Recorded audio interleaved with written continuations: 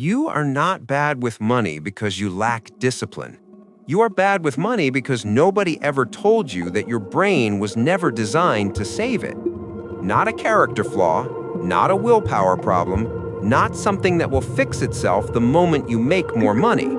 It is biology, and it is working against your bank account every single day in ways so subtle, so deeply embedded in how you process the world, that most people go their entire lives without ever identifying what is actually happening. I have spent a long time studying the gap between what people intend to do with their money and what they actually do with it. And what I've found is not what the financial advice industry wants you to hear. The problem is not your budget. The problem is your brain. And until you understand exactly how it is working against you, every financial strategy you try will eventually collapse under the same invisible pressure that collapsed everyone before it. Pay close attention, because what comes next is going to change how you see every financial decision you have ever made. The sabotage. 1. Your brain treats future you like a complete stranger.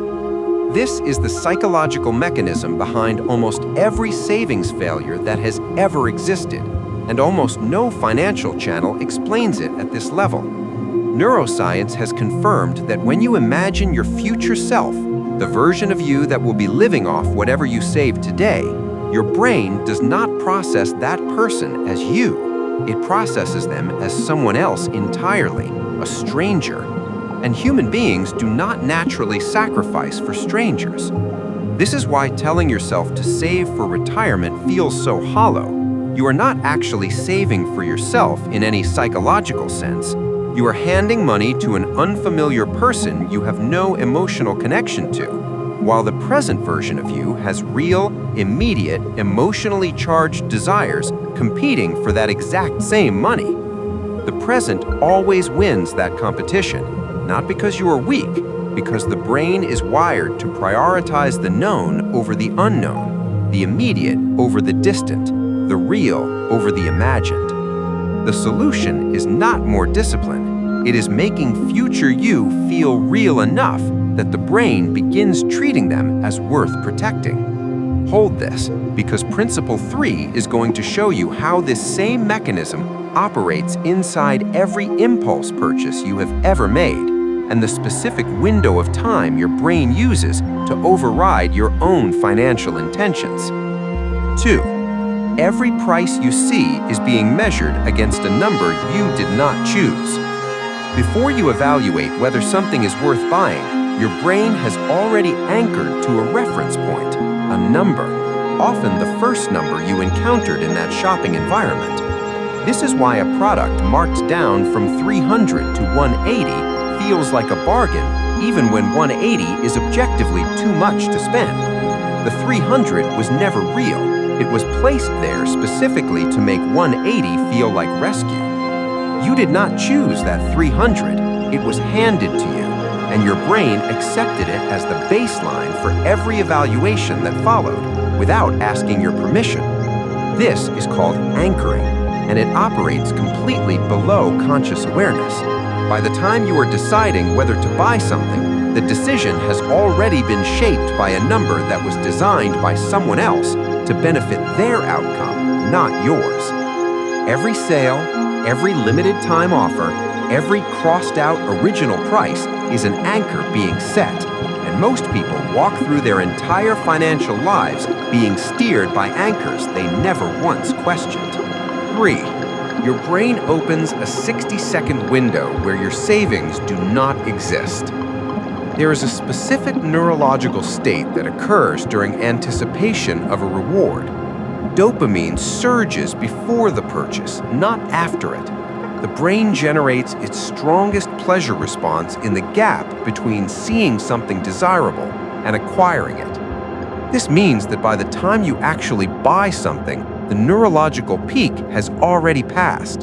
You are chasing a feeling that the purchase itself cannot deliver, and your savings account paid the cost of a chemical experience that lasted less than a minute. This is why impulse purchases feel so urgent and so hollow in almost the same breath. The brain wanted the anticipation. You gave it the object, and now the object sits unused while the brain has already moved on to generating anticipation about the next thing. Understanding this single mechanism will change how you experience the urge to spend, because the moment you can name the 60-second window, the moment you can recognize the dopamine spike for what it actually is, you can wait it out instead of funding it. Do not move past this. Principle 5 is the one most people find genuinely uncomfortable because it is not about psychology at all. It is about the specific social condition that is draining your savings without you ever making a single conscious decision to let it. 4. Your brain interprets saving as loss. This is the mechanism that makes every savings goal feel like punishment, even when you intellectually understand it is the opposite. The brain processes loss approximately twice as powerfully as it processes equivalent gain. Losing $50 registers with roughly twice the emotional intensity of gaining $50. This is called loss aversion, and it creates a specific problem for saving.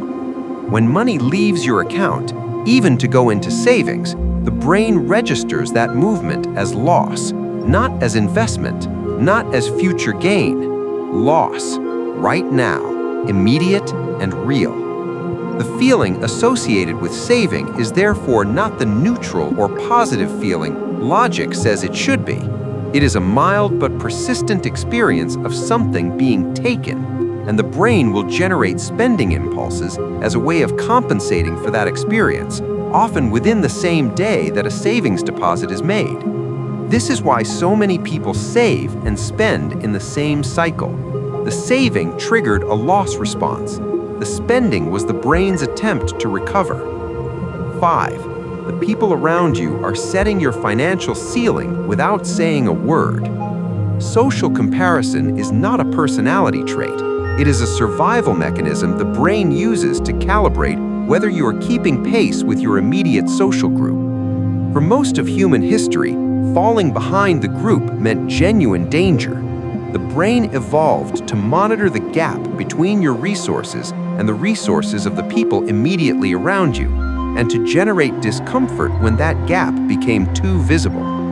What this means today is that your savings decisions are being influenced by the spending patterns of the 5 to 10 people you are physically around most often, not by your actual financial goals, not by your long-term plan, by the silent social pressure of watching other people spend at a level your brain interprets as the normal baseline. When everyone around you upgrades their car, takes the same type of holiday, and eats at the same type of restaurant, your brain does not see that as their financial choice.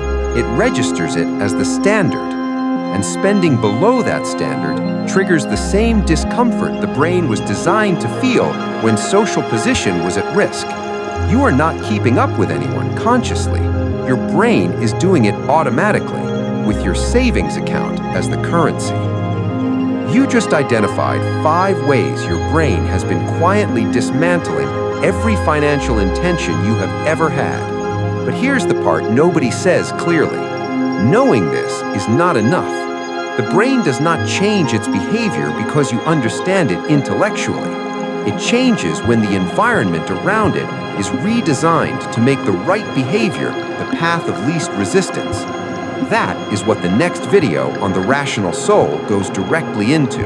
The specific environmental and psychological adjustments that work with your brain's wiring instead of against it. Not budgets, not discipline hacks, the actual structural changes that make saving automatic instead of effortful. Most financial channels will never get here because this level of psychological depth does not sell products. It just actually works. The rational soul exists for the people who want what actually works. Subscribe to the rational soul. Turn on every notification. Do not miss the next one. The people who understand their brain are already building wealth, while everyone else keeps wondering why their intentions never survive contact with real life. That gap compounds every single week. Do not miss the next one. Subscribe to The Rational Soul now.